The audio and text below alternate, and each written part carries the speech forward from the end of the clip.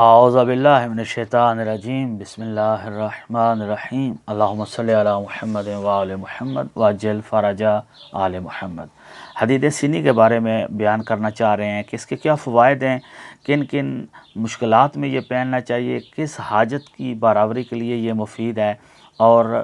کس کس چیز سے یہ بچاتا ہے۔ امام جعفر صادق علیہ الصلوۃ والسلام کے پاس ایک بندہ آیا اور کہتے ہیں مولا میں اپنے علاقے کے حکمران سے ڈرتا ہوں کہ مجھے وہ نقصان پہنچائے گا، لست آمن علی نفسی، میں اس سے محفوظ نہیں ہوں، مجھے کوئی ایسا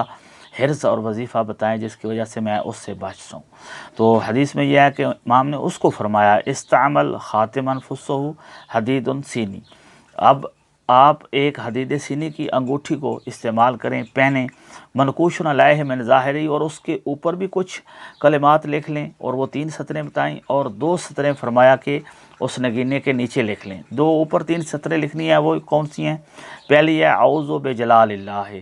میں اللہ کے جلال کی پناہ چاہتا ہوں، اعوذ بکلمات اللہ،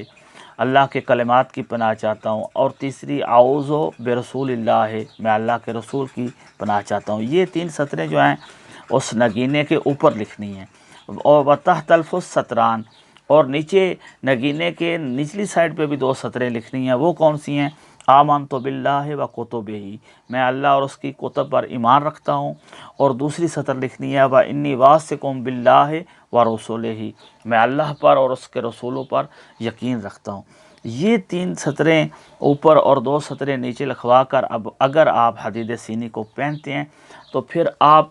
ہر دشمن سے محفوظ ہیں، کوئی بھی دشمن آپ تک رسائی نہیں کر سکتا، آپ کو نقصان نہیں پہنچا سکتا۔ لیکن اگر اور بھی کسی مقصد کے لیے آپ پہننا چاہتے ہیں تو پھر بھی آپ پہن سکتے ہیں، کیونکہ مولا نے فرمایا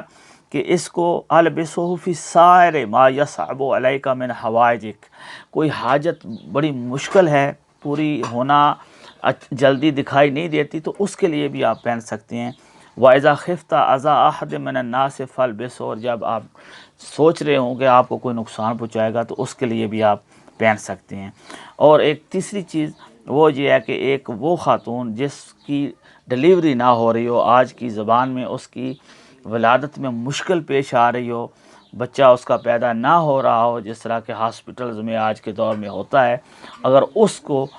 یہ حدید سینی اس کے بازو پہ باندھ دیں یا اس کی انگلی میں پہنا دیں تو فرمایا فَإِنَّهَا تَعْضَعُ بِمَشِيَّةِ اللَّهِ، تو اس کی یہ ڈلیوری، اس کی یہ ولادت اس پر آسان ہوگی اور وہ بچے کو جلدی جنم دے گی۔ لیکن اس کلمات کو لکھانے کے بعد، اس کتابت کے بعد، ان سطریں جو آپ کو بیان کی گئی ہیں ان کو نگینے پر لکھانے کے بعد پھر آپ نے اس کو نجاست سے بچانا ہے، دھول مٹی سے بچانا ہے، حمام میں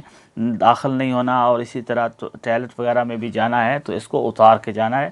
کیونکہ یہ ساری چیزیں جو ہیں وہ کلمات اور یہ سارے پتھر جو ہوتے ہیں وہ پاک ہوتے ہیں، ان کو ہر نجاست سے بچانا چاہیے، اور پھر یہ آپ کی حاجت بھی پوری ہوگی انشاءاللہ، اور ان حرص اور وظائف کی وجہ سے آپ کی مشکل بھی دور ہوگی۔